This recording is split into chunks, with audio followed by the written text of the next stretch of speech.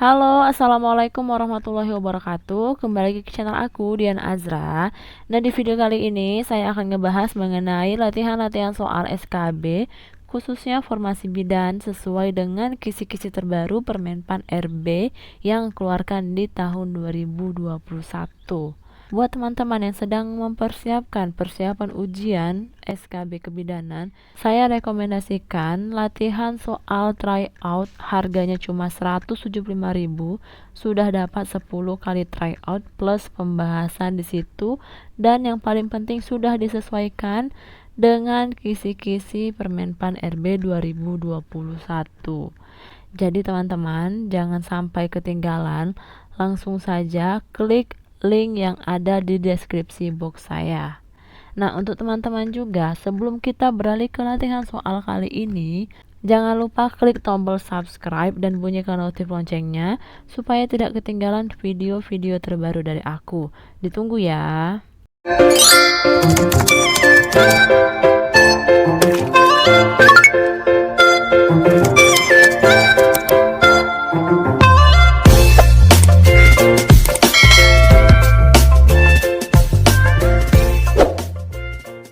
Oke, nggak usah lama-lama, langsung saja kita ke soal yang pertama. Mengembangkan konsep kegiatan pelayanan kebidanan bagi individu, keluarga, kelompok, masyarakat sesuai dengan kondisi dan kebutuhan masyarakat setempat yang didukung oleh partisipasi masyarakat merupakan salah satu fungsi bidan sebagai apa? A. Pendidik, B. Pengelola, C. Pendidik, D. Peneliti. Nah, berarti di sini ini soal-soal tentang kebidanan komunitas ya.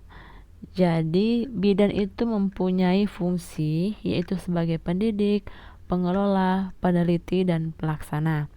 Nah, di soal kali ini dikatakan bahwasanya bidan itu mengembangkan konsep kegiatan pelayanan kebidanan bagi individu, keluarga, kelompok, bahkan masyarakat yang sesuai dengan kondisi dan kebutuhan masyarakat setempat. Nah, itu termasuk fungsi bidan sebagai apa? Jawabannya ialah B. Fungsi bidan sebagai pengelola. Kalau pendidik itu seperti bidannya itu memberikan pendidikan kesehatan kepada remaja putri misalnya, itu dikategorikan sebagai fungsi bidan sebagai pendidik. Kalau peneliti itu misalnya bidan melakukan penelitian terhadap perawatan tali pusat dengan kain khas steril dibandingkan dengan perawatan tali pusat dengan kain khas pakai betadin gitu misalnya, itu sudah dianggap bidan sebagai peneliti. Next, kita ke soal selanjutnya. Di bawah ini yang termasuk fungsi bidan sebagai pendidik ialah A. Melakukan asuhan kebidanan untuk proses kehamilan normal, kehamilan dengan kasus patologis tertentu, dan kehamilan dengan resiko tinggi. B. Memberikan penyuluhan kepada individu, keluarga, dan kelompok masyarakat terkait dengan pelayanan kebidanan dalam lingkup kesehatan serta keluarga berencana. C. Melakukan penelitian kesehatan keluarga dan keluarga berencana. D. Memimpin koordinasi kegiatan pelayanan kebidanan. Dan E. Memimpin evaluasi hasil kegiatan tim atau unit pelayanan kebidanan. Nah, seperti yang sudah saya jelaskan tadi di nomor 1, kalau fungsi bidan sebagai mendidik itu kayak kata lainnya itu kita tuh sebagai guru gitu, memberikan informasi. Kita itu mendidik, kita tuh mengajar. Nah, dari option A sampai E yang fokusnya itu sebagai pendidik, yang paling tepat ialah B. Memberikan penyuluhan kepada individu, keluarga, dan kelompok masyarakat terkait dengan pelayanan kebidanan. Nah, biasanya di soal-soal SKB kebidanan itu dikatakan soalnya kayak kasus gitu ya. Jadi misalnya langsung dicontohkan seorang bidan melakukan penyuluhan kesehatan terhadap ibu hamil mengenai vaksinasi COVID-19 misalnya. Nah, itu ialah fungsi bidan sebagai pendidik. Next, kita ke soal selanjutnya. Seorang bidan komunitas sedang membuat kerjasama dengan pemerintah desa untuk mendapatkan bantuan dana bagi biaya persalinan masyarakatnya, agar masyarakat mendapat bantuan biaya persalinan. Apakah bentuk peran serta masyarakat untuk kasus di atas? A. Tabungan ibu bersalin. B. Donor darah berjalan. C. Ambulan desa. D. Suami siaga. Nah, di sini dikatakan bahwasanya bidannya itu sedang membuat kerjasama dengan pemerintah desa untuk mendapatkan bantuan dana bagi biaya persalinan. Otomatis karena di sini bicaranya dana, berarti peran bidan ke masyarakat itu dalam bentuk tabungan persalinan. Jadi jawabannya A, tabungan ibu bersalin. Next, kita ke soal selanjutnya. Seorang bidan di suatu posyandu memberikan simulasi dan role play tentang cara hidup sehat kepada pasangan usia subur meliputi pemberian gizi, KB, personal hygiene, dan imunisasi. Apakah jenis kegiatan yang dilakukan oleh bidan tersebut? A. Pameran kesehatan. B. Specific protection. C. Health promotion. Dan D. Preventive care. Nah, di sini dikatakan bahwasanya seorang bidan di suatu posyandu memberikan simulasi role play tentang cara hidup sehat pada pasangan usia subur dan pemberian gizi, KB, personal hygiene, dan imunisasi. Nah, karena kata fokusnya itu role play, berarti di sini mengarah ke promosi kesehatan atau disingkat dengan promkes ya. Karena dia otomatis kalau memberikan simulasi pasti memberikan pendidikan kesehatan atau memberikan suatu ada informasi edukasi di dalamnya. Jadi jawaban yang paling tepat ialah C, health promotion. Jadi teman-teman kalau ketemu soal seperti ini teman-teman lebih gali lagi fokus utama yang ada di dalam soal itu dan itu termasuk dari kategori apa, baik dari kategori pencegahan, baik dari termasuk di dalam pengobatan dan sebagainya. Next, kita ke soal selanjutnya. Apakah fokus dari upaya pelayanan kesehatan pada asuhan kebidanan komunitas A. Rehabilitatif dan promotif, B. Promotif dan preventif, C. Preventif dan kuratif, D. Promotif dan kuratif. Jawaban yang paling tepat ialah B. Promotif dan preventif.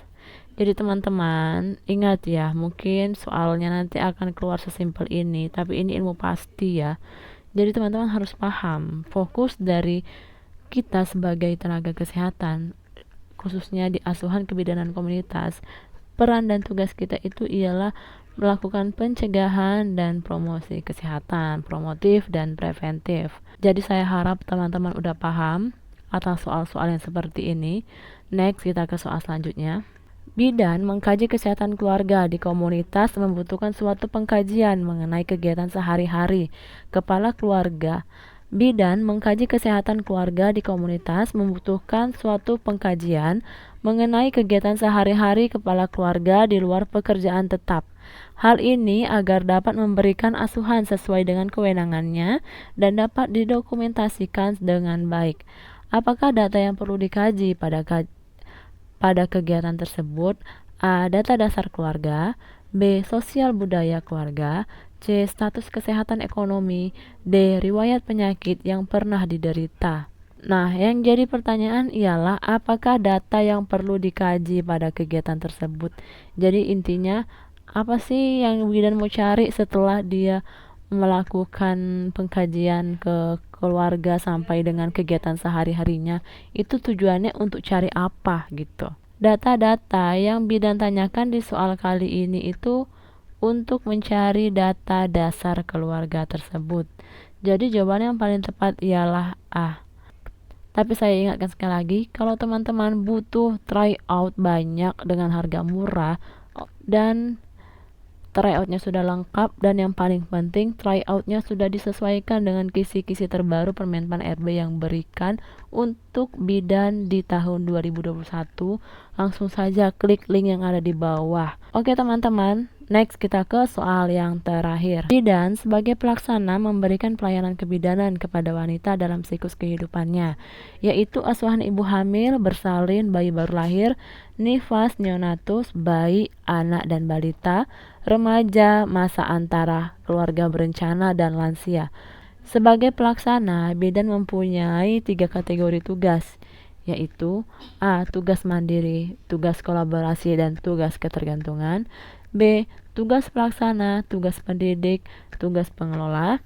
C. Tugas pelaksana, tugas kolaborasi, dan tugas mandiri. Dan D. Tugas pelaksana, tugas pendidik, dan tugas pengelola.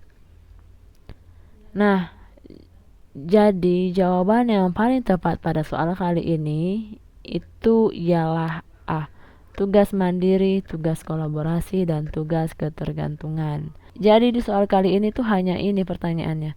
Sebagai pelaksana bidan mempunyai 3 kategori tugas, yaitu kalau kita sudah paham tugas-tugas bidan, peran-peran bidan, dan fungsi-fungsi bidan tanpa kita membaca soal di atas, mungkin sudah dapat jawabannya ya. Nah, ketika bidan sebagai pelaksana, bidan itu mempunyai 3 kategori tugas, yaitu tugas mandiri, yaitu kayak seperti kita memberikan pelayanan kesehatan sendiri ya. Tugas kolaborasi, kita di sini berkolaborasi misalnya dengan sesama bidan ataupun ke level yang tertinggi dokter atau dokter kandungan. Nah, kalau tugas ketergantungan ini mungkin ada teman-teman yang baru saja mendengar tugas ketergantungan. Jadi ini misalnya seorang bidan memberikan pelayanan kesehatan, pemantauan kesehatan neonatus gitu ya.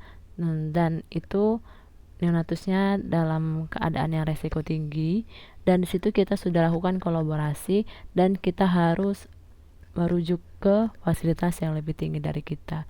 Jadi kalau ketergantungan itu hampir seperti itu. Jadi setelah kita periksa kesehatan neonatus resiko tinggi tersebut, kita bicarakan dengan keluarga, kita konsultasikan dengan dokter, lalu kita rujuk. Nah, itu sudah termasuk di tugas ketergantungan. Jadi saya harap teman-teman paham atas penjelasan saya kali ini, dan saya ingatkan lagi, klik link biru yang ada di bawah untuk latihan soal dan tryout kebidanan sesuai dengan kisi-kisi terbaru di tahun 2021. Dan rata-rata soal-soal yang ada di tryout tersebut sudah disesuaikan 100% dengan kisi-kisi SKB terbaru. Otomatis harganya murah ya teman-teman dibandingkan tryout lainnya. Nah, cukup sampai di sini dulu video kita kali ini. Jangan lupa klik tombol like, klik tombol subscribe, bunyikan notif loncengnya, dan komentar di kolom komentar request apalagi kamu, dan tunggu video aku selanjutnya mengenai PWSKIA. Jadi jangan lupa klik subscribe ya. Thank you for watching. Bye bye.